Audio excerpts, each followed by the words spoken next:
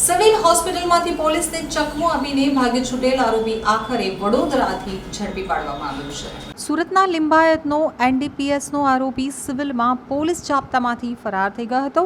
પેટમાં દુખાવાની ફરિયાદ કરતા સિવિલ લઈ જવાયો હતો. બાદમાં આરોપીના મિત્રો ટિફિન આપવાના બહાને સિવિલ પહોંચ્યા હતા અને સિવિલના પ્રિઝનલ વોર્ડમાં આરોપીને દાખલ કરાયો હતો. જાપ્તામાં ઉભેલી પોલીસની રૂમમાં બંધ કરી મિત્ર આરોપીને ભગાવી ગયો હતો. પ્રિઝનલ લોકઅપમાંથી ડ્રગ્સ માફિયા પોલીસને ધક્કો મારી તેના 2 સાગરીતો સાથે બાઇક ઉપર બેસી ફરાર થઈ ગયા હતા. 22મીએ રાત્રિના સમયે નવી સિવિલના પ્રિઝનલ લોકઅપમાં 2 શખ્સો આરોપી શાહરૂખ ઉર્ફે ચિકનીને ટિફિન આપવા આવ્યા હતા. તે દરમિયાન પોલીસે ટિફિન ચેક કરી અને આરોપીને લોકઅપમાં આપવા ગયા હતા. તેવામાં આરોપીએ પોલીસકર્મીને ધક્કો મારી ત્યાંથી ભાગી ગયો હતો.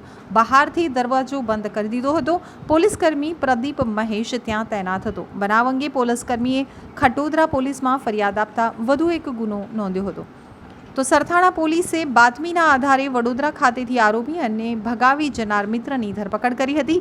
પોલીસ જાપ્તામાંથી ફરાર આરોપી શાહરૂખ ઉર્ફે ચિકની, ફિરોઝ ખાન પઠાણ અને મદદગારીમાં સામેલ ફૈઝલ ખાન ઉર્ફે બપ્પી અફઝલ ખાન પઠાણને વડોદરા ખાતેથી બાતમીના આધારે ઝડપી પાડવામાં આવ્યા હતા.